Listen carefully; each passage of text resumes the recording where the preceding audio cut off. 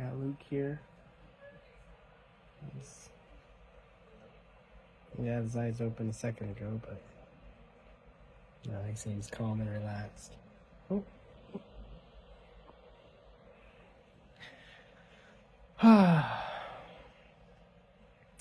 So, today's update.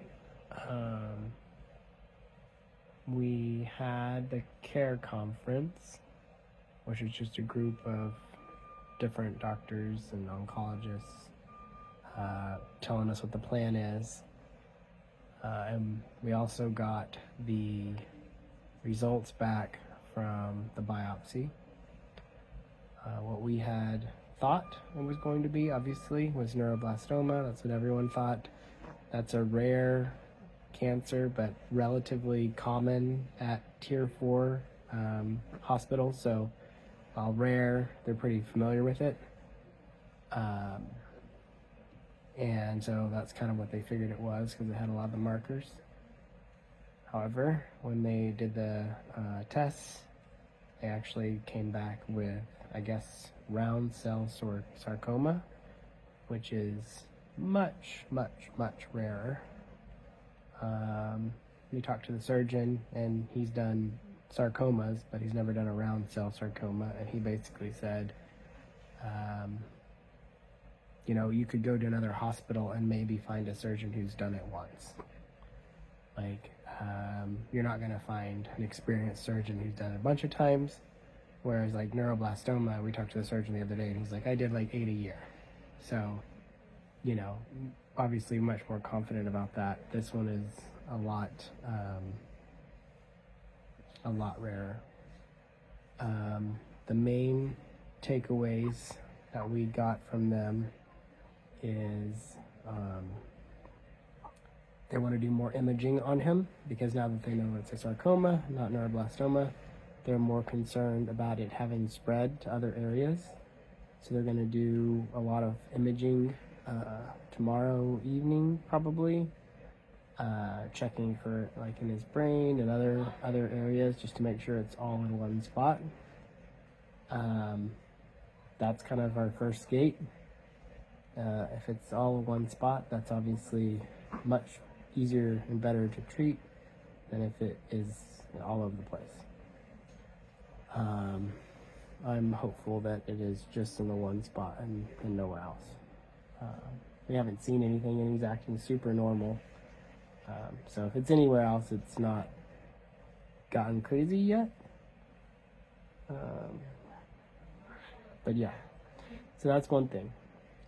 The other decision is, you know, this is just a complicated location, and the surgery is going to be just a really hard surgery. And so because of that, we need to do, we got to do everything we can to get it smaller first, because if we can get it smaller, then, you know, we can get it out. And then the other major difference between sarcoma and neuroblastoma is neuroblastoma, you could potentially leave some of it in there and it would be okay. So like, you know, you could take 90% of it out and everyone be happy. Whereas sarcoma, they want to take it all out, because if it's in there at all, it can come back, and so you have to get it all, which means doing the chemo is even more important to get it to a point where it's manageable, because you want the surgery to be able to take all of it on the first go.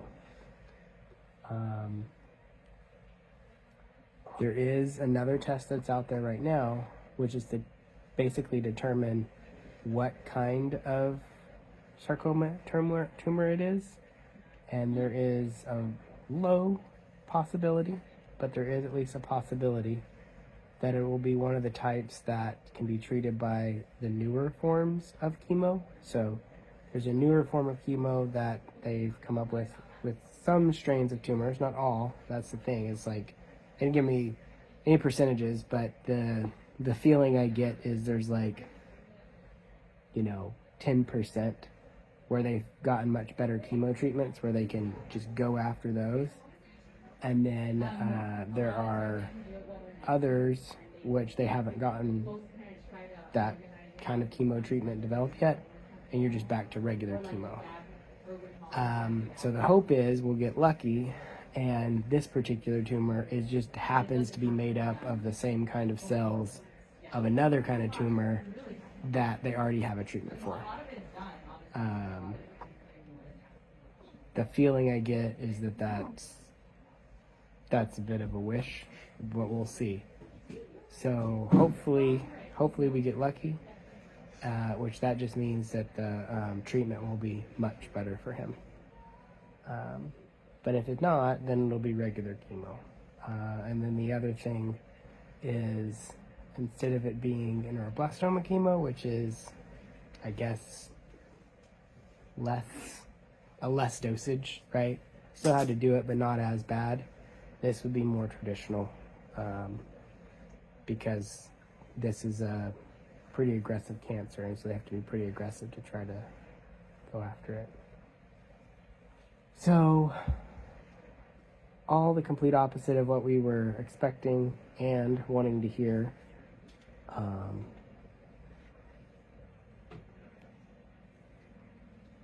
So yeah, that's the story for today. And then the other thing is they decided that originally his kidney, they were worried about, they were going to put something in to drain it. We said, let's wait and see how the chemo does, and then go back from there. They're now reversing their stance and saying, okay, now because we know it's sarcoma, we actually want to go ahead and drain the kidney, because they didn't say why their change of position, but my feeling is they just want that kidney to be in the best position it can be so that the cancer doesn't infect it.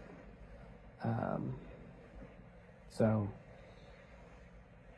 that's what we have for today. Luke has been a champ all day. Super cute and handsome, and had his eyes open earlier, and was having a good time. Right now he's just relaxing. But we'll know more tomorrow. Hopefully tomorrow we'll find out what kind of chemo treatment they'll need, as well as start to do some of the imaging. And based on the imaging, we'll find out if it's localized to just this one location, which is what we're hoping for. Best case scenario, he has the chemo treatment drugs that can target it, and it's just here in one spot. That would position us really, really well. The one other thing that they did make a note of is this is, by and large, a very rare thing. So it's kind of, every patient's different. Kind of have to look at what you're dealing with and go from there and see how they react to certain things. It's not like, breast cancer where there's so many of them you can get pretty good trends. There's just really a lot of unknown, which is of course not a good thing. But it also means that you kind of just have to see what happens. The one person we're dealing with is she specializes in neuroblastomas and sarcomas, and she knows other people that are at other major hospitals, and there's a good network of people. So I think we're in a good spot, but it's a little bit of flying blind here, which is obviously really scary. So we'll see. That's it for today.